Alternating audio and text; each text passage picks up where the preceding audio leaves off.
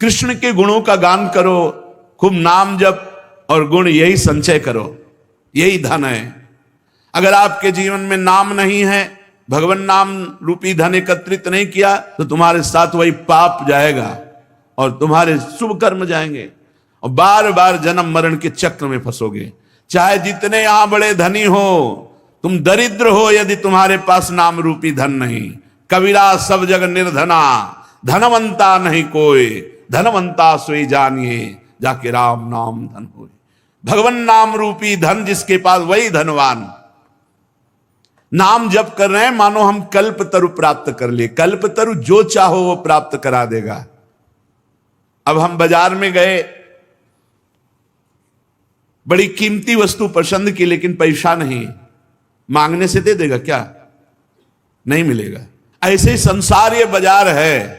अगर इसमें तुम्हें कोई वस्तु चाहिए तो तुम्हारे पास सुकृत चाहिए, पुण्य चाहिए। कहां है? चाह कर रहे हो बड़ी ऊंची, आचरण कर रहे हो नीचे, और तुम्हारे पास ना नाम रूपी धन है ना पुण्य रूपी धन है। तो मांगने से, चाहे मंदिर में मांगो जाके, चाहे जहां, ऐसे नहीं पूर्ण होता है। नहीं, सबके पूर्ण हो जाते कामनाएं। तुम्हारे पास भजन चाहिए, तप चाहिए, सुकृत चाहिए। कबीरा सब जग निर्धना। अगर धन है तो त्रिभुवन में जो चाहोगे वो प्राप्त हो जाएगा। वो धन है परम धन, राधा नाम आधार। श्री राधा, श्री राधा, श्री राम, श्री हरि, श्री कृष्ण, जो नाम प्रिय हो, जो गुरु मुख से नाम मिला हो, यही परम धन है। ये नाम, जो जितना नाम जपता है, दरिद्रता नष्ट हो जाती है। दरिद्रता देखो, वैसे ही तो अपने को बहुत धनी समझेंगे, बड़े आदमी मानेंगे, लेकिन इतने नीच दरिद्र हैं, जिधर दृष्टि जाती बस भोग दृष्टि, भोग वासना। माता बहन की तरफ दृष्टि जाए तो गंदी दृष्टि, जिधर देखो गंदगी ही गंदगी भरी चली जा रही। वासना इतनी बड़ी, शराब पीना, मांस खाना, व्यभिचार करना, ये नाना प्रकार की गंदगी। दरिद्र, इन्हें बड़ा कहोगे? ये बड़े हैं? नहीं, बड़े वो हैं जो अपने प्राणों तक का न्यौछावर धर्म के लिए किया, भगवान के लिए किया, समाज के लिए किया। वो बड़े हैं। बड़ा तो है जिसका मन परमात्मा में स्थित होकर शांत हो गया और जगत के लिए अपने प्राणों तक को देने की क्षमता, वो बड़े कहे गए हैं। दलनिहार दारिद्र, ये दरिद्रता नष्ट हो जाएगी यदि नाम जप करोगे। उदारता आ जाएगी। दरिद्रता क्या है? प्रकृति के भोग से सुख लेने की इच्छा का नाम दरिद्रता है। और सुख की चाह एकमात्र परमात्मा में, और सबको सुख देने का भाव, ये उदारता है, ये धनीपना है। दरिद्रता का मतलब ये नहीं कि रुपया नहीं है, उसके पास मकान नहीं है, खाने को नहीं, तो दरिद्र है। नहीं, अगर वो नाम जापक है, भगवान में चित्त जोड़े, तो उससे बड़ा देवराज इंद्र भी नहीं है। वो देखने को आपको गरीब लग रहा है, लेकिन वो बहुत बड़ा धनी है। जो वासनाओं के गुलाम है, इंद्रियों के गुलाम है, मन के गुलाम है, वो दरिद्र हैं। भोगों में जिनकी वृत्तियां भटक रही है, ये कैसे मिटेगा? नाम। विश्वास कर लो, हृदय की बात कहता हूं, सब संतों की बात कहता हूं, सब सदग्रंथों की बात कहता हूं। जिसके जीवन में नाम है वही महान बनता चला जाएगा, और कुछ नहीं। आप दान पुण्य जीवन भर कर ले, एक अपराध वैष्णव अपराध बन जाए, क्षण में सब नष्ट कर देगा। कि ये सुकृत बहु जन्म के छिन में डायरेक्ट होए। नाम अविनाशी है। अपराध हो जाएगा तो नाम रुक जाएगा, नष्ट नहीं होगा। और जब शुरू होगा तो जहां से, जिस संख्या से रुका है, वहीं से शुरू होगा। नाम। जब तक संतोष रूपी धन नहीं आता, तब तक कामनाओं का नाश नहीं होता, और जब तक कामनाएं नष्ट नहीं होती, तब तक विश्राम नहीं मिलता। सुख स्वप्न में भी नहीं मिलेगा, जिसकी कामना पे कामना बढ़ती चली जा रही। तो दुर्भिक्ष क्या है? भोगों में असंतोष। ये कैसे मिटता है? बोले ये भी नाम जप से ही मिटता है। दलनिहार दारिद्र और दुकाल। वैसे लौकिक में दुकाल कहते हैं वर्षा न होना, अन्न न मिलना, सुविधा न मिलना, बहुत तरह की परेशानियां। ये कोई दुकाल नहीं। सबसे बड़ा दुकाल है असंतोष। असंतोष हमारे हृदय में है तो त्रिभुवनपति इंद्र बन जाए। देख लो ना, त्रिभुवनपति इंद्र अप्सराओं का स्वामी होकर के भी गौतम ऋषि आश्रम जाता है और वहां गंदा आचरण करने की रचना रचता है ना दुर्भिक्ष। देवराज इंद्र के अंदर भी दुर्भिक्ष है। अप्सराओं का, ऐसी अप्सराएं जो भूतल में उतर जाए तो ऋषि मुनियों के मन में क्षोभ पैदा कर दे, उनका स्वामी होकर एक महात्मा की कुटी में जाता है और वहां गंदा आचरण का षड्यंत्र रचता है। ये दुर्भिक्ष बिना भजन के नहीं मिटता।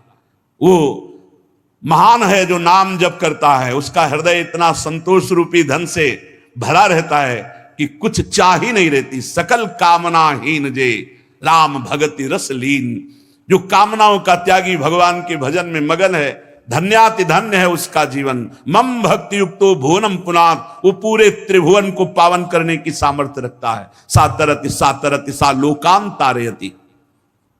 और दुख, जितने भी शारीरिक दुख हैं, ये कोई दुख नहीं है। दुख होता है मानसिक। जब हमारा मन दुखी होता है, मन विक्षिप्त होता है, मन अशांत होता है, तो बाहरी चाहे जितनी सुख सुविधा हो, चैन नहीं मिलती। और शरीर में रोग है, शरीर कष्टप्रद है, भारी विपत्ति बाहर है, खान पान की भी सुविधा नहीं, लेकिन मन प्रसन्न है, मन स्वस्थ है, विचार स्वस्थ है, इससे बड़ा कोई आनंद नहीं। तो बोले दुख मिटाने का कारण, बोले मन का प्रसन्न हो जाना। मन प्रसन्न कब होगा? सावई मनः कृष्ण पदारविंदयो। जब आनंद समुद्र भगवान के नाम का जप करते हुए मन भगवान के चरणों में है, तब समस्त दुख मिट गए।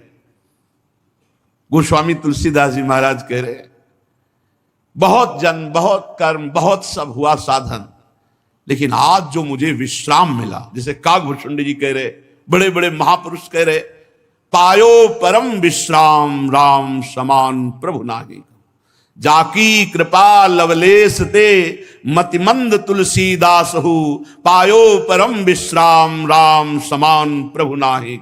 आह, जरा परम विश्राम शब्द पर अब पहुंच ही नहीं है शब्द में, तो कैसे समझोगे? परम विश्राम, जन्म जन्म की दौड़ भाग मिट गई, जीव परमात्मा प्राप्त हो गया, ये परम विश्राम। अब कोई चाह, कोई कामना, कोई, ये अद्भुत स्थिति इसी जन्म में प्राप्त होगी। सुअर कुत्ता बन के नहीं होगी, मनुष्य जन्म में होगी। इसलिए समस्त दुखों को मिटाने के लिए एकमात्र भगवान का नाम।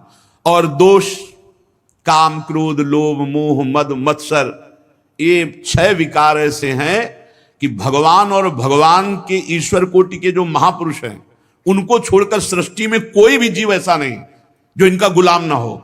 काम, क्रोध, लोभ, मोह, मद, मत्सर।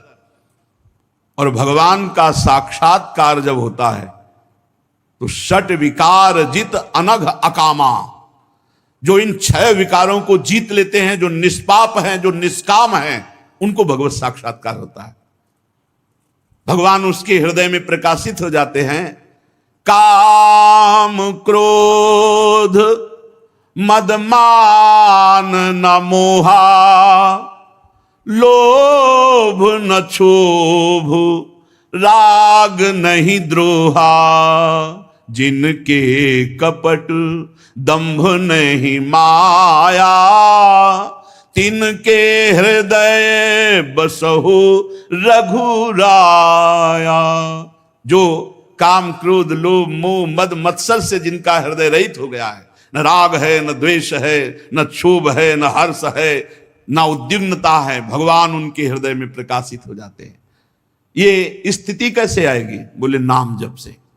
समस्त दोषों का नाश, खूब नाम जप करो, निरंतर अंतर ना पड़ने पावे, नष्ट हो जाएंगे। और घोर घन घाम को, ये अज्ञान की जो तपन है, जलन है, ये घोर अशांति में जीव भ्रमण कर रहा है। बाहर से देखने में लगेगा क्या बढ़िया गाड़ी से उतर रहा है, क्या बढ़िया कपड़ा, और जब एकांत में बात करो तो आंसुओं से बात होती है। वो आंसू भगवत प्रेम के नहीं होते, वो अज्ञान जनित अशांति के होते हैं। ये अज्ञान जनित अशांति उसी के हृदय से नष्ट होती जिसके हृदय में मधुर मधुर नाम चलता है। नाम, नाम लेत दाहिनो होत मन, बाम विधाता बाम को,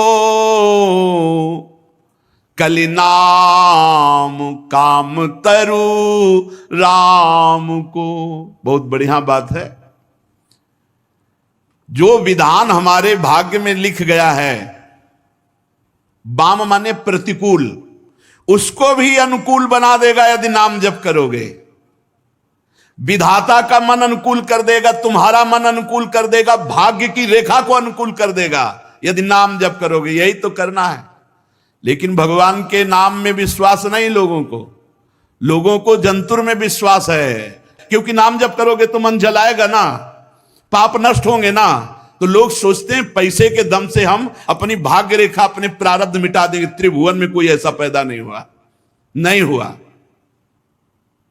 कहा मुनीस हिमवंत सुनो, जो कछु लिखा लीलार, देव दनुज नर नाग मुनि को न मेटन हार। कैसे कैसे ये महापुरुष ऐसे लिख दिए वाणी जी में, देव दनुज नर नाग मुनि को न मेटन हार। एक मेट सकता है भगवान का नाम, भगवान का नाम मेट सकता है। कह रहे नाम लेत दाहिनो होत मन, बाम विधाता बाम को। जो निरंतर नाम जपने का अभ्यास करते हैं तो प्रतिकूल विधान करने वाले विधाता अनुकूल हो जाते हैं।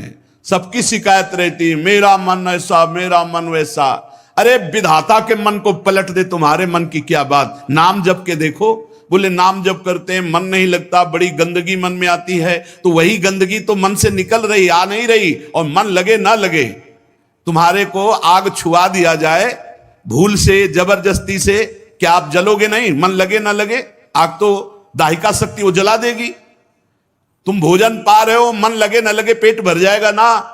ऐसे ही मन लगे ना लगे भजन करो, तुम्हें भगवान की प्राप्ति हो जाएगी, मन लग जाएगा। देखो कह रहे नाम लेत दाहिनो होत मन, बाम विधाता बाम को, कलि नाम काम तरु राम को।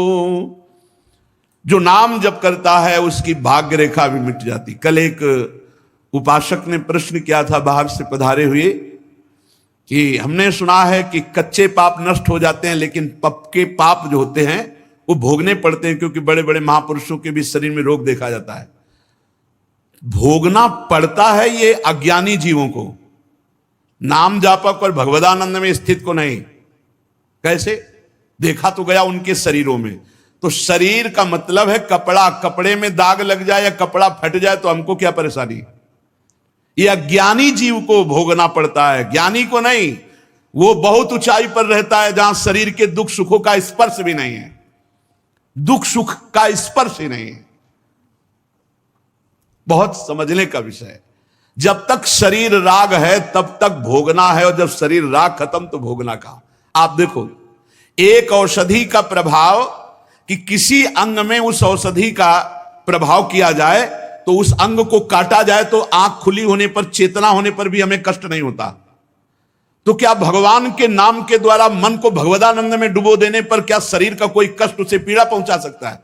नहीं पहुंचा सकता। पर आपका मन शरीर राग में है, इसलिए यह अनुभव ही नहीं हो सकता। ऐसा लगेगा ऐसे कैसे होगा, क्योंकि आपने अभ्यास नहीं किया शरीर से हटने का। जो कुछ भी किया वो शरीर बन करके किया, इसलिए शरीर में जो भी सुख और दुख आएगा उसे भोगना पड़ेगा।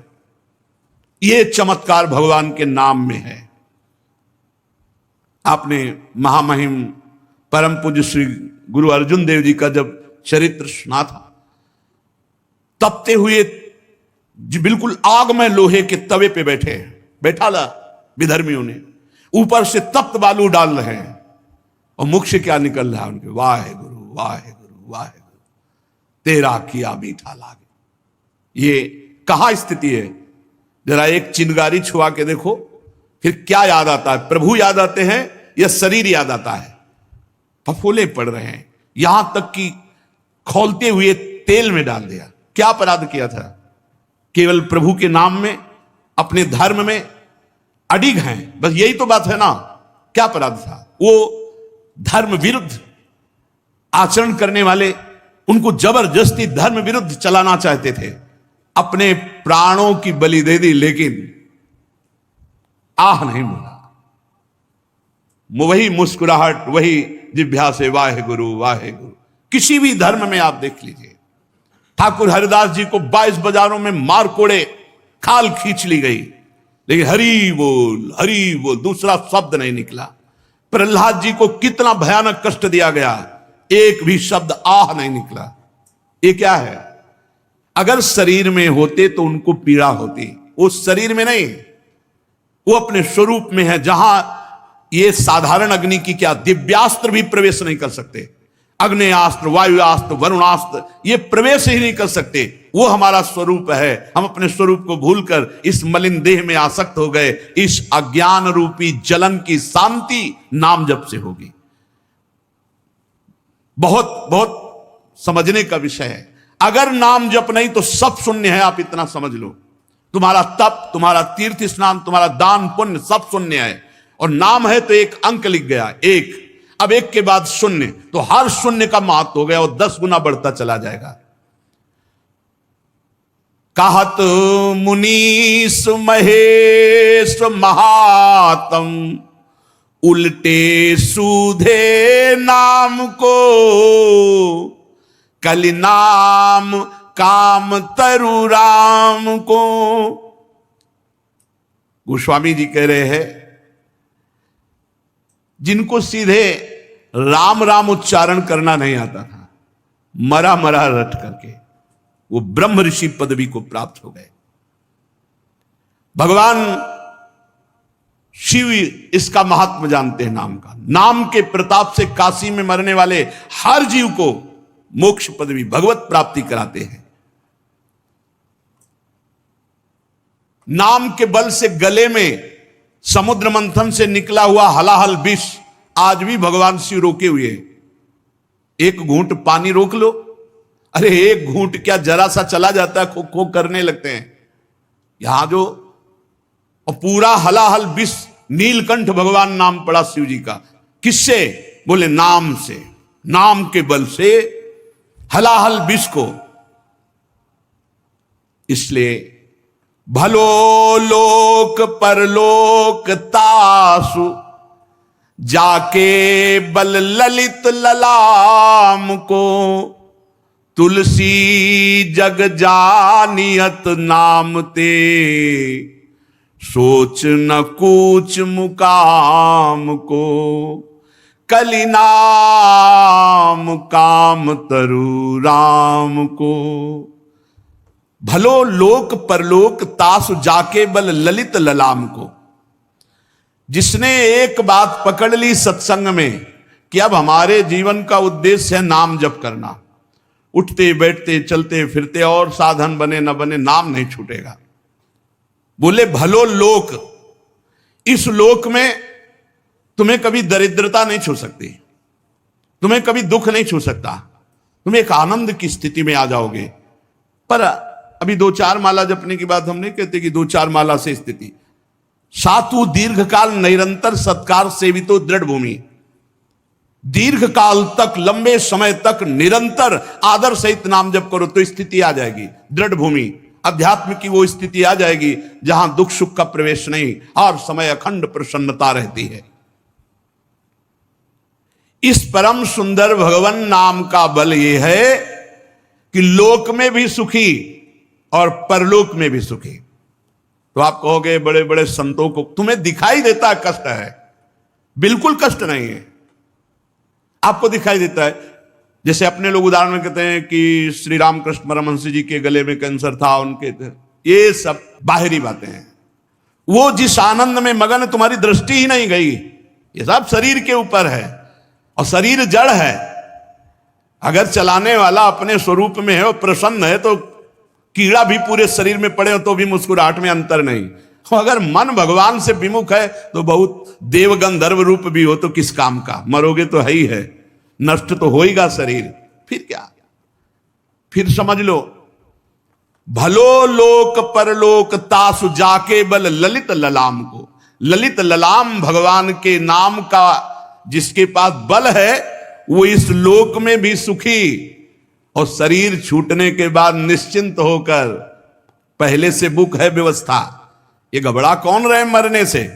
ये मरने से इसलिए घबरा रहे हैं कि व्यवस्था की है यहां सब, अब शरीर और यहां का सब छूट जाएगा और जहां जाना वहां कोई व्यवस्था नहीं, घबरा रहे हैं।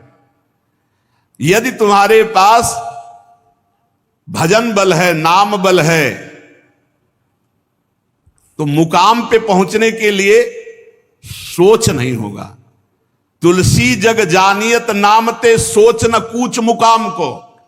जैसे आपको किसी परदेश में जाना है, किसी भी देश में, बढ़िया आपके पास वहां पहले से गाड़ी बंगला सब व्यवस्था फिट है, आपके पास गाइड है, पास है, हर खान पान की व्यवस्था है रास्ते के लिए, और बढ़िया विमान पे बैठ के जाना, वहां गाड़ी बंगला है। अब बोलो जाने में कोई परेशानी होगी? हर व्यवस्था वहां।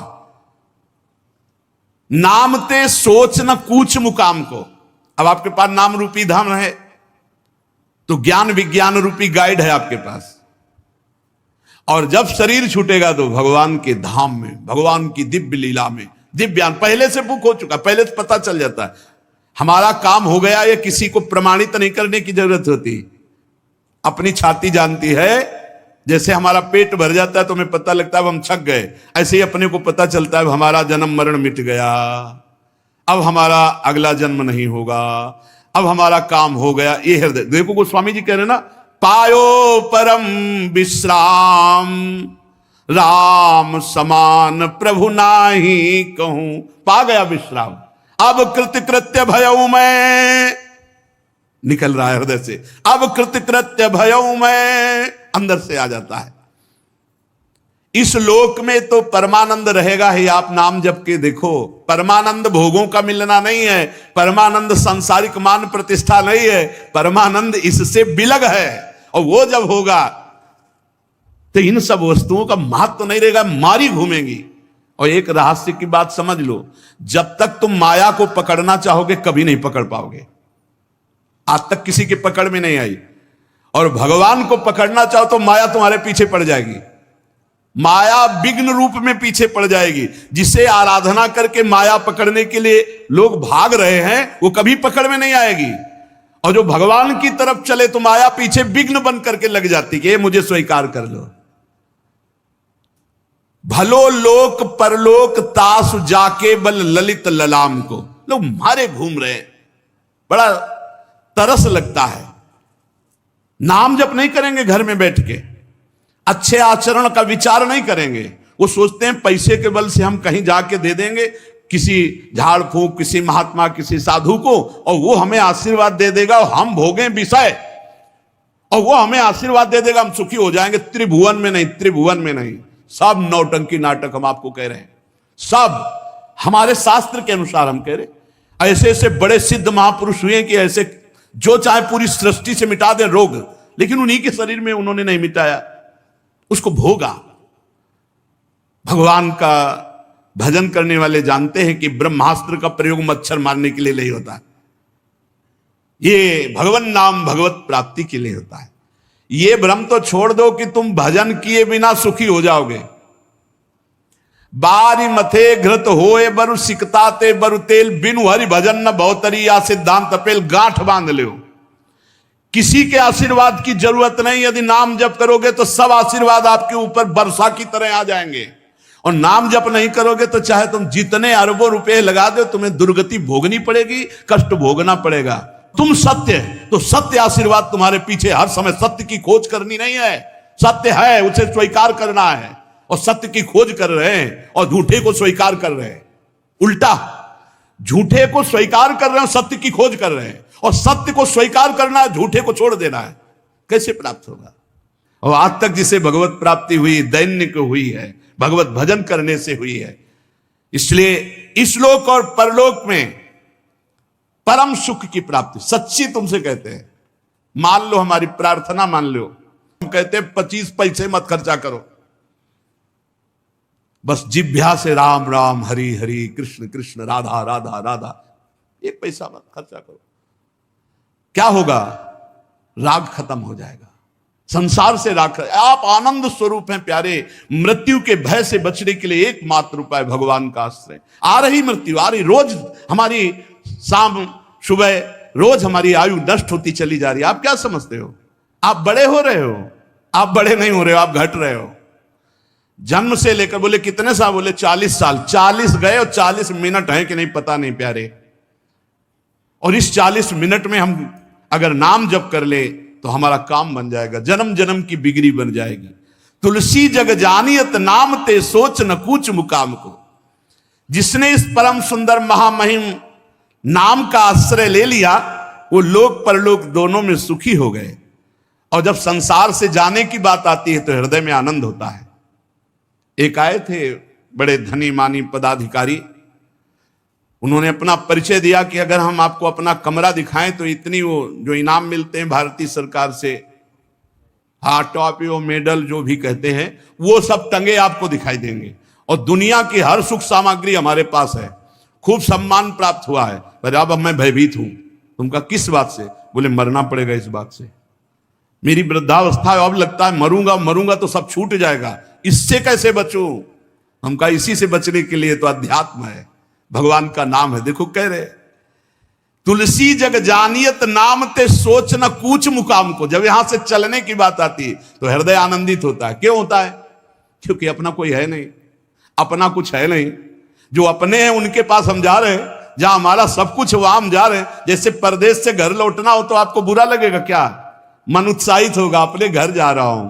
वो आपने परदेश को घर मान लिया और घर को परदेश मान लिया, ये बड़ी गलती हो गई।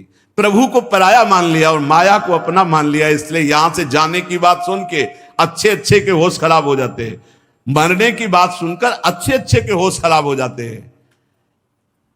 भजन करने वाला है, भजन करने वाले को जब मृत्यु का समय आता है तो बहुत आनंद पूर्वक शरीर छूटता है। जैसे हाथी के गले से माला टूटे, ऐसे भक्त का शरीर परिवर्तन होता है। पार्थिव शरीर छूटा, भाव देह मिला और भगवान के समीप पहुंच गया। इसलिए जिसके हृदय में विश्वास एक राम नाम को, भगवान के नाम का विश्वास, मानत नहीं परतीति अनत, ऐसो ही स्वभाव मन बाम को। विश्वास एक राम नाम को। मेरे जीवन का तो एक ही विश्वास, भगवान नाम, बस नाम से सब हो जाएगा। गोस्वामी जी कह रहे, कई बार सत्संग में कहा है कि ऐसा कोई ना समझे कि और साधनों का ज्ञान नहीं और साधन जानते नहीं तो बस वही नाम नाम, हर प्रश्न का उत्तर नाम होगा, अंततोगत्वा उत्तर नाम ही होगा। तो आप ऐसा समझे, नैष्ठिक ब्रह्मचर्य गायत्री अनुष्ठान गुरु प्रताप से, संन्यास मार्ग के महावाक्य संन्यास, योग मार्ग प्रधान संन्यास होता है, ब्रह्मानुभूति वेदांत के मार्ग का लक्ष्य होता है इसमें, तो सब उसमें मिला होता है।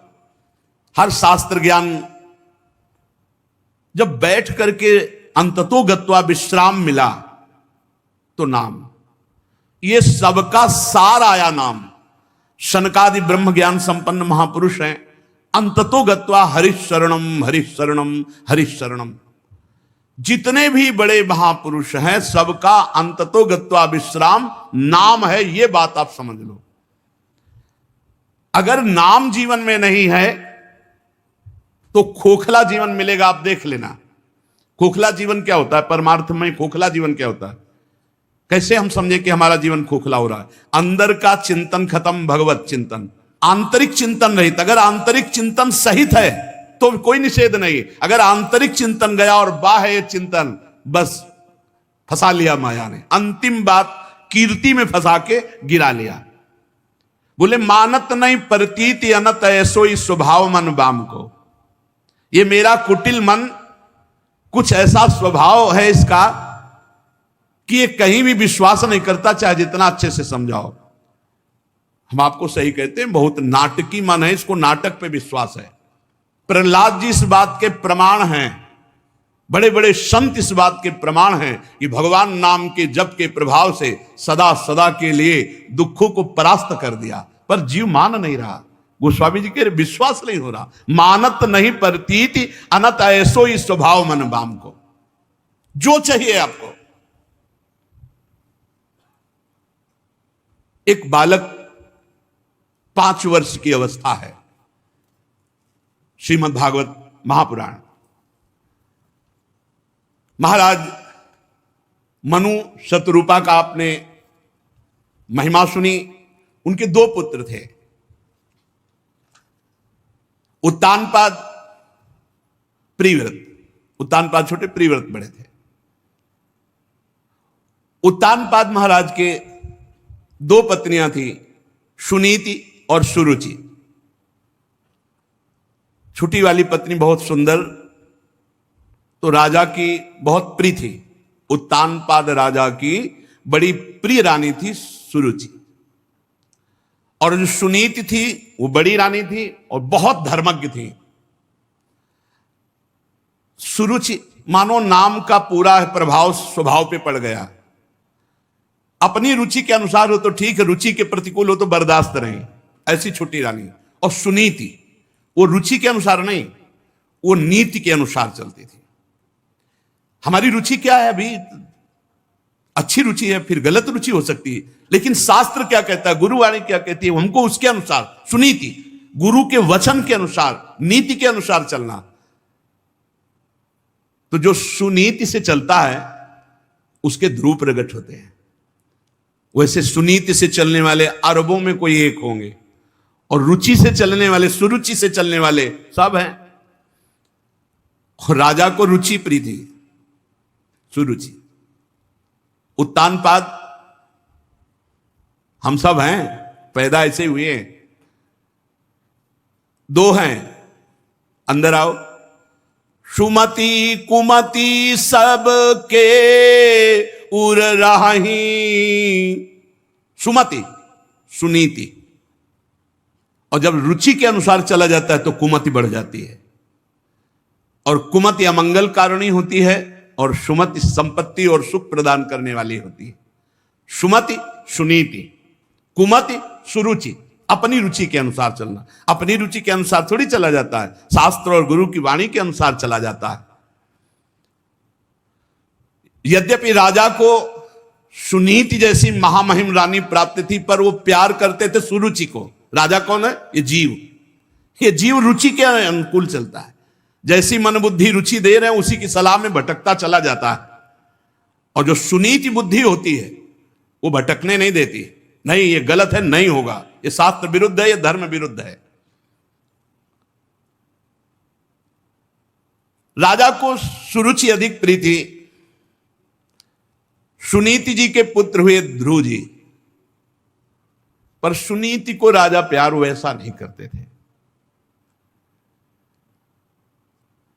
एक दिन राजा उत्तानपाद सुरुचि के पुत्र उत्तम को गोद में बैठाल कर प्यार कर रहे थे। अगर उत्तम ना माने तो रुचि रही नहीं जाएगी।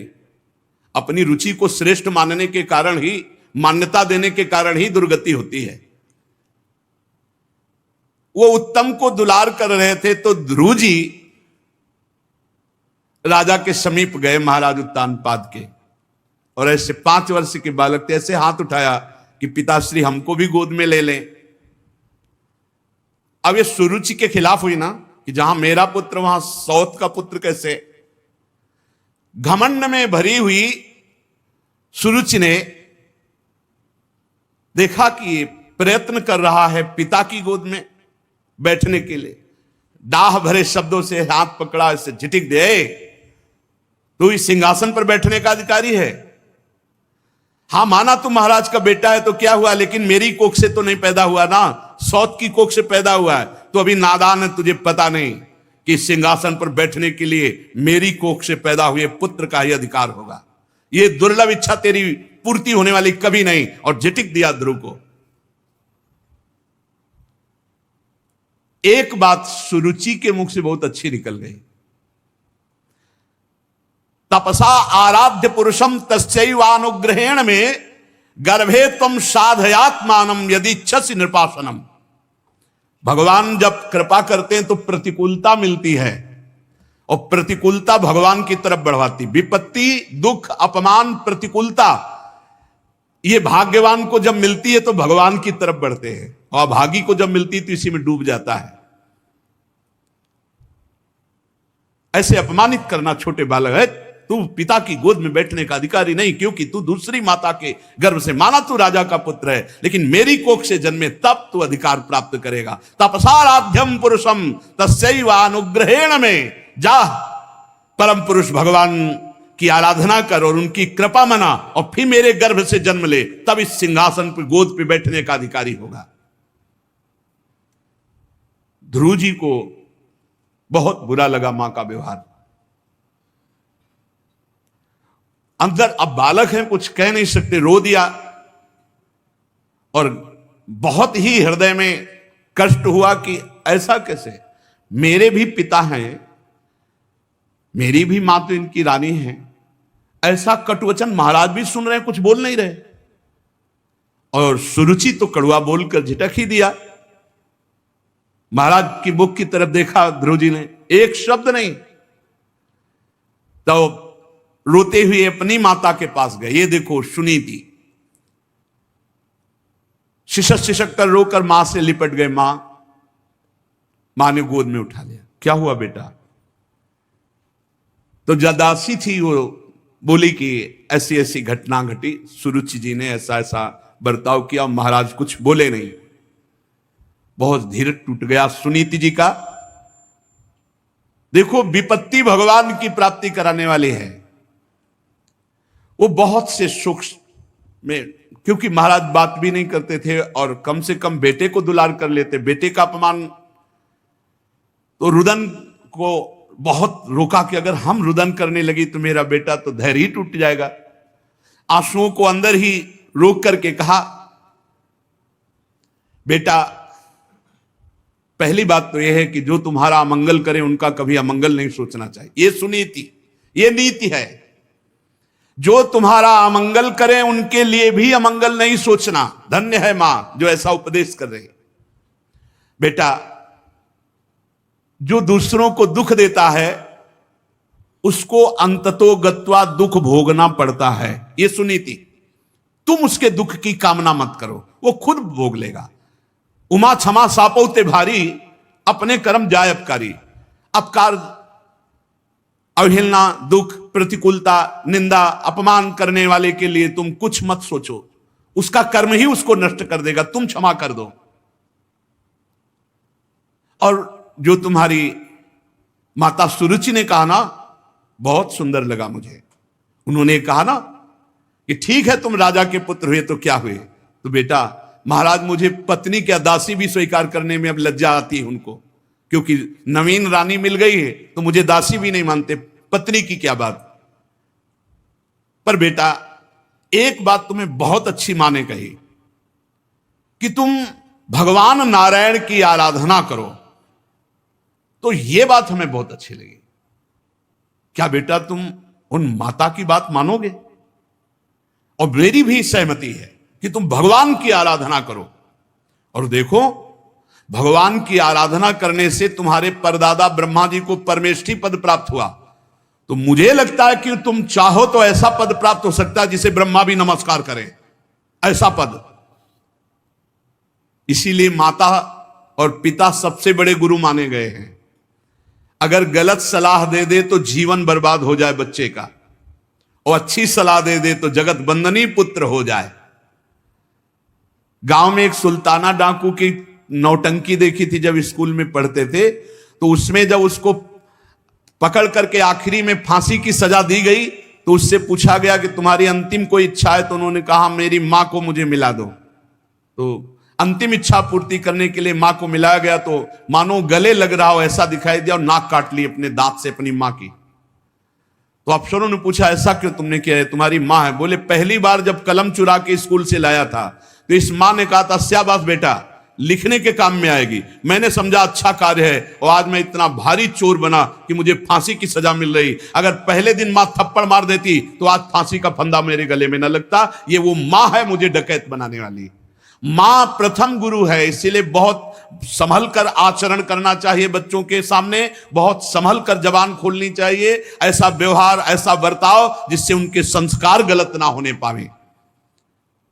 सुनीति जी ने कहा, तुम्हारी मां ने बहुत ठीक कहा कि भगवान श्री हरि की आराधना करके, तो आराधना शब्द पर ध्यान दो बेटा तुम। देखो, तुम्हारे दादा स्वयंभू मनु स्वयं बड़ी बड़ी दक्षिणा वाले यज्ञों से भगवान की आराधना करते रहते हैं और अलौकिक पदवी को प्राप्त हुए, अलौकिक सुख को प्राप्त हुए। बेटा, मेरी भी यही इच्छा है। ओहो, धन्य है माता सुनीति को। मेरी भी यही इच्छा है कि तू भक्त वत्सल भगवान की आराधना कर और जन्म मृत्यु चक्र से छुड़ाने वाले जनार्दन भगवान श्री हरि का साक्षात दर्शन प्राप्त कर, उन्हीं के मार्ग का अनुसरण कर। बेटा, जब तू पवित्र हृदय से भगवान का भजन करके पुकारेगा तो बहुत जल्दी भगवान तुझे दर्शन दे देंगे और भगवान का मिलना परम मंगल। बेटा, कमलदल लोचन भगवान श्री हरि को छोड़कर कोई तुझे दुख रहित कर सके ऐसा मुझे नहीं दिखाई देता। इसीलिए बड़े बड़े ऋषि मुनि महात्मा जन ब्रह्मा आदि जिनकी वंदना करते रहते हैं, उन्हीं भगवान को तू रिझा ले। लक्ष्मी जी दीपक की भांति कमल लेकर जिनकी खोज करती रहती, उन्हीं भगवान को तू रिझा ले। मेरी भी यही इच्छा है। माता के जब वचन सुने तो रोना बंद कर दिया और विचार किया कि जब मां की भी यही अनुमति है तो मुझे बुरा नहीं मानना चाहिए भी माता के वचन को, और अब मैं भगवान की आराधना करूंगा। साष्टांग दंडवत हुए मां के चरणों में, कहा मां, अब मैं तभी आपके सामने आऊंगा जब भगवान का दर्शन पालूंगा। प्रणाम किया। 5 वर्ष के बालक ध्रुव जी हैं और भगवान की प्राप्ति के लिए राज्य से निकल पड़े। जब कोई भगवान की प्राप्ति के लिए चलता है तो गुरु की अत्यंत आवश्यकता होती। बिना गुरु के भगवत प्राप्ति असंभव, असंभव। चाहे शिव बिरंच सम होई, गुरु बिनु भवनिधि तरह न कोई। बिना गुरु के। परम गुरु देवर्षि नारद जी उसी समय आ गए। नारदस तदुपाकर्ण्य ज्ञात्वा तस्य चिकीर्षितम स्पृष्ट्वा मूर्धन्य पाणिना प्राह विस्मितः। ध्रुव जी को ऐसे दुलार कर ले, कहा जा रहे हो राजकुमार, कहा जा रहे हो? देवर्षि नारद। ध्रुव जी एकदम सावधान। नारद जी देख रहे कैसा स्वभाव इस बालक का दृढ़ है, मतलब एक नेत्रों से तेज प्रकट हो रहा है ध्रुव के। तुम नन्हे से बच्चे हो, सौतेली मां के कटु वचन से तुम्हारा हृदय दुखी हुआ। बेटा, तू तो अभी बच्चा है, तपस्या क्या जाने, भजन क्या जाने, खेल कूद में मस्त रहे, ये बात तेरे बस की नहीं। अच्छा, रही मान अपमान की बात, तो 5 वर्ष के बालक, तेरे को क्या मान अपमान, बच्चे को क्या मान अपमान? फिर कोई और थोड़ी था, तेरे माता पिता ही तो थे। देखो, तुम्हारा यह ज्ञान है जो तुम बुरा मान रहे हो, लौट जाओ, अपने घर जाओ, खेलो कूदो, तुम्हारी तपस्या या भजन करने की अवस्था नहीं। जीव को अपने कर्मानुसार भोगना पड़ता है, सुख दुख मान अपमान लाभ हानि, संतुष्ट रहो। ऐसा मत विचार करो कि कोई अपमान किया। अच्छा, तू माता के उपदेश से योग साधना के द्वारा भगवान की प्राप्ति करने चला है। अरे, तुम्हारे जैसे बालकों के लिए ये बहुत कठिन है। ये तो बड़े बड़ों के लिए कठिन, तुम तो अभी बालक हो। बड़े बड़े योगी जन अनेक जन्म जन्मांतर साधना करते रहते हैं, बड़ी बड़ी कठोर तपस्याएं करते रहते हैं, पर भगवान के मार्ग का ही पता नहीं पाते। भगवान की प्राप्ति तो जाने दो। इसलिए हट छोड़ो, घर वापस जाओ। जब बड़े हो जाना तब फिर साधना के लिए प्रयत्न करना। देखो, जब कोई भगवत मार्ग में, सही मार्ग में चलता है तो उसकी परीक्षा होती है। प्रलोभन और भय, ये 2 परीक्षाएं होती हैं। भय दिखाया जा रहा है देवर्षि नारद जी ने। दुखी नहीं होना चाहिए, वापस लौटो, जाओ, खेलो कूदो, आनंद लो। ध्रुव जी ने कहा, पहले तो हमारा प्रणाम स्वीकार करें, और दूसरी बात यह है कि आपको पता होना चाहिए कि मैं कौन हूं। मैं क्षत्रिय स्वभाव का राजकुमार हूं। मेरे में विनय का अभाव है। एक बार जो ठान लिया उसे कोई तोड़ नहीं सकता। ये बात पकड़ो। उपासक की जिद ऐसी होनी चाहिए कि अब अगर हम भगवान के मार्ग में चल दिए तो गर्दन कटा सकते हैं, प्राण हमारे चले जाए, लेकिन कुमार्ग में नहीं चल सकते, मनोरंजन नहीं कर सकते। देखो देवर्षि नारद जी समझाए, उत्तर क्या दे रहे ध्रुव जी। सुरुचि माता ने कटवचन रूपी बाणों से मेरे हृदय को विदीर्ण कर लिया। हे देव ऋषि, आपके उपदेश वहां तक नहीं पहुंच पा रहे। ब्राह्मण, मैं आपके सामने नियम लेता हूं, मैं उस पद पर अधिकार करूंगा जो मेरे बाप बाबा को भी नहीं प्राप्त हुआ। बाप उत्तानपाद, बाबा स्वयंभू मनु, परमेष्ठी पद भी जिसे नमस्कार करता है वो ध्रुव पद है, आज भी विराजमान है। मैं त्रिलोकी में सर्वश्रेष्ठ पद पर, क्या निष्ठा है, क्या निष्ठा है। पदम त्रिभुवनोत्कृष्टम जिगीषो साधु वर्त में, मैं वो त्रिभुवन में सबसे बड़ा पद प्राप्त करना चाहता हूं जिसे बाप बाबा पर बाबा को भी नहीं मिला है। पितृभिर ब्रह्मन नन्यरपि, जिन्हें अन्य किसी को प्राप्त ही नहीं हुआ, चाहे हमारे बाबा हो चाहे हमारे पर बाबा हो। अगर आप कृपा करना चाहते हैं तो मुझे उपाय बता दीजिए, बस वापस जाने की तो बात आप बंद कर दीजिए। आप सर्वज्ञ हैं, मुझे वो उपाय बताइए जिससे वो पद प्राप्त होगा। ध्रुव जी की बात सुनकर नारद जी बहुत मुस्कुराए, देखा चेला पक्का है। नारद जी ने कहा, बेटा तेरी माता सुनीति ने जो तुझे बताया वो तेरे लिए परम कल्याण का मार्ग है। बहुत सुंदर, बहुत सुंदर। भगवान श्री कृष्ण ही, भगवान श्री हरि ही वो उपाय है जिससे परम पद प्राप्त होता है। तू चित्त लगाकर उन्हीं का नाम जप कर, भजन कर। जिस पुरुष को धर्म अर्थ काम मोक्ष कुछ भी चाहिए, उसे एकमात्र भगवान के नाम जप। ध्यान दो, भगवान का नाम, विश्वास नहीं लोगों को हो रहा है, ये माया का नाम पकड़ लो, सब प्राप्त हो जाएगा। बेटा तेरा कल्याण हो। अब तू यमुना जी के तटवर्ती परम पवित्र मधुवन मथुरापुरी को जा। आदेश किया। यहां देखो, मधुवन से भी श्रेष्ठ वृंदावन, माथुरपुर में, माथुर मंडल में सबसे श्रेष्ठ ब्रज 84 कोस, उसमें भी गोष्ठ वृंदावन, गोपी वृंदावन, फिर नवनिवृत्त निकुंज वृंदावन। श्री हरि का नित्य निवास मथुरा में है, इसलिए तू मधुवन को जा। मथुरा नित्य कृष्ण को वास, निस्दिन श्याम न छाड़त पास, तास सकल लीला कही। वहां श्री हरि नित्य विराजमान रहते हैं। पुण्यम मधुवनम यत्र सानिध्यम नित्यदा हरे, बड़ा पुण्यमय क्षेत्र है मथुरापुरी, यहां नित्य भगवान श्याम सुंदर विराजमान रहते हैं। और परम पावन श्री यमुना जी, कालिंदी जी, उनमें तीनों समय स्नान करना। स्नात्वानुशवनम तस्मिन कालिंद्याः सलिले शिवे कृत्वोचितानि निवसन्नात्मनः कल्पितासनः। 3 टाइम यमुना जी का स्नान करना और स्थिर होकर बिना हिले डुले शरीर को ऐसे रेचक किया जाता है, ऐसे पूरक किया जाता है, ऐसे कुंभक किया जाता है। प्राणायाम सिखाया, प्राणों को वश में करना। भूख प्यास पर विजय प्राणों को वश में करने से हो जाती है। और निरंतर प्रसन्न रहते हुए भगवान का नाम जप करते हुए उनका ध्यान करना। बेटा परम गुरु श्री भगवान का ऐसे ध्यान करना कि भगवान के बड़े बड़े सुंदर कमल जैसे नेत्र, बड़ा सुंदर प्रसन्न मुद्रा में मुख, और ऐसा देखो कि वो बस प्रसन्न होकर तुमको वरदान देना ही चाहते हैं। भगवान की बड़ी सुंदर नासिका, बड़े सुंदर भौं, बड़े सुंदर कपोल, वो देवताओं को भी मोहित करने वाले, तरुण अवस्था, किशोर अवस्था, अंग बड़े सुडौल, लाल लाल ओंठ, रत्नारे नेत्र, प्रणत जनों का आश्रय देने वाली सुंदर भुजाएं, वक्षास्थल में श्री कौस्तुभ मणि, श्री वत्स का चिन्ह, सजल जलधर के समान श्याम वर्ण, गले में सुंदर बनमाला।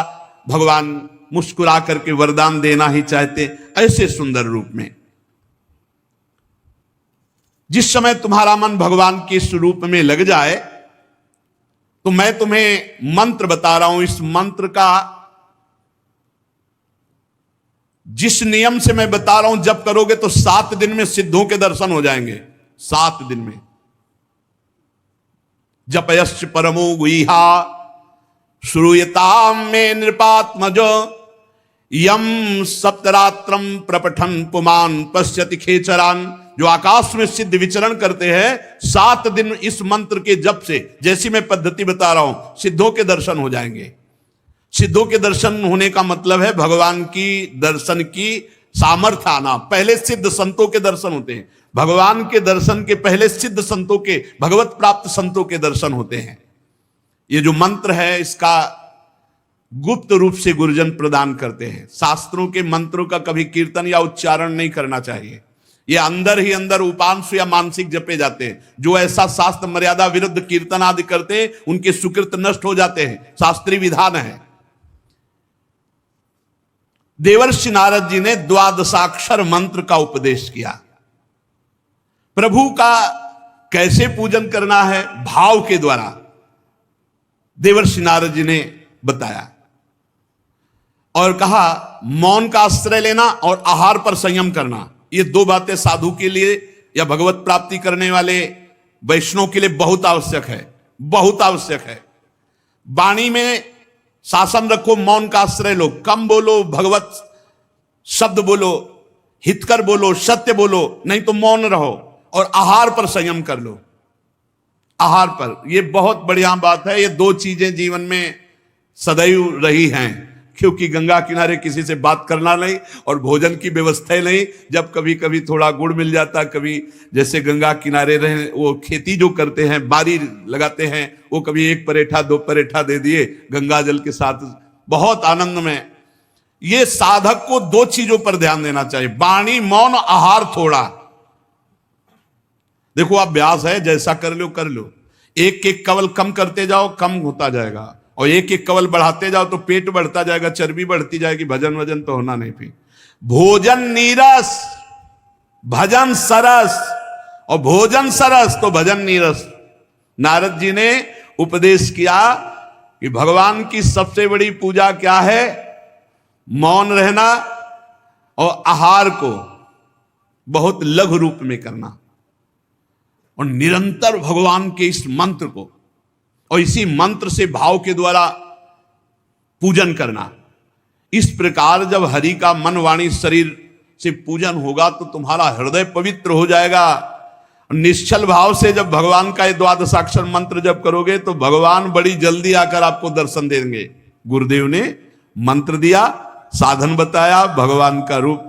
श्री ध्रुव जी ने नारद जी की 4 परिक्रमा की गुरुदेव की, धन्य है। देखो भगवत मार्ग में चले तो गुरु मिल गए। साष्टांग दंडवत प्रणाम किया और उनके चरण चिन्ह से रज माथे पे लगाई। ध्रुव जी के ऐसे गुरुदेव दुलार कर रहे हैं, जाओ बेटा, निश्चित भगवान श्री हरि मिलेंगे। नारद जी को उपदेश पाकर ध्रुव जी ने प्रणाम करके रज लेकर के उनका आशीर्वाद लेकर मथुरापुरी की यात्रा की, मधुबन की। नारद जी महाराज उत्तानपाद के महल में पहुंचे, उन्होंने बड़ी पूजा की आराम से। नारद जी ने कहा तुम्हारा मुख सूख रहा है, किस विचार में पड़े हो, क्या कमी आ गई जो तुम्हारा मुख सूख रहा है। महाराज उत्तानपाद, तो राजा ने कहा महाराजा मुझे बड़ा पश्चाताप हो रहा, मैं निर्दयी हूं। हाय 5 वर्ष का नन्हा सा मेरा बच्चा मेरी गोद में बैठना चाह रहा था, मैंने कुछ नहीं बोला और इसने बहुत कटु वचन बोलकर निकाल दिया। हाय हाय, कहीं ऐसा ना हो कि जंगल में कोई भेड़िया खा जाए, कोई राक्षस। ऐसा बालक मेरी गोद में प्रेमवश चढ़ना चाहता था, मैंने बिल्कुल आदर नहीं किया। महाराज मैं बहुत दुखी हूं। नारद जी ने कहा तुम उसके लिए चिंता मत करो, कोई साधारण बालक नहीं है, उसके रक्षक स्वयं भगवान श्री हरि हैं। कोई भेड़िया और राक्षस उसे देख भी नहीं सकता। तुम उस बालक के प्रभाव को नहीं जानते हो, उस बालक का प्रभाव त्रिभुवन में फैलने वाला है। वो बालक बड़ा समर्थ है, जिसे बड़े बड़े लोकपाल नहीं कर सकते, उस काम को बालक पूरा करके शीघ्र तुम्हारे पास आएगा और तुम्हारा यश बढ़ेगा, क्योंकि तुम उसके पिता हो। देवर्षि नारद की बात सुनकर कुछ तो संतोष हुआ उत्तानपादकों पर। ध्रुव की चिंता में वो ध्रुव जी मधुवन मथुरापुरी आए और जैसा गुरु जी ने कहा था त्रिकाल स्नान यमुना जी का, और उसी रात से उपवास शुरू कर दिया। एकाग्रचित होकर बस वही द्वादशाक्षर मंत्र जो गुरुदेव ने दिया। 3-3 रात्रि के अंतर में शरीर निर्वाह के लिए एक कैथा का एक पेड़ होता है, इतना बड़ा फल होता है, ऊपर बड़ा कठोर होता है और खटमिठा सा अंदर इतना गूदा होता है, बस एक गूदा, एक फल का गूदा 3 दिन 3 रात व्यतीत होने पर, फिर इसके बाद 3 दिन 3 रात व्यतीत होने पर एक बेर इतना बड़ा फल होता है। वो ऊपर से उसमें कुछ होता है, अंदर केवल गुठली होती है, गुठली हटी हो थोड़ा सा इतना होता है। इसके बाद 1 महीना व्यतीत किया ऐसे, 3 दिन में एक कैथा, 3 दिन में एक बेर, ऐसे। दूसरे महीने में बेर और कैथा भी छोड़ दिया। 6 दिन में सूखे पत्ते जो पेड़ के नीचे गिरते उनको चबा लेते और रात दिन द्वादशाक्षर मंत्र का जप। तीसरे महीने पर 9 दिन पर केवल 1 अंजुली जल पी लेते, पत्ते भी खाना छोड़ दिया। चौथे महीने में जल पीना भी छोड़ दिया, केवल श्वास, बस वायु चल रही है। और वायु भी 12 दिन तक रोकने लगे, 12 दिन वायु ही नहीं लिया।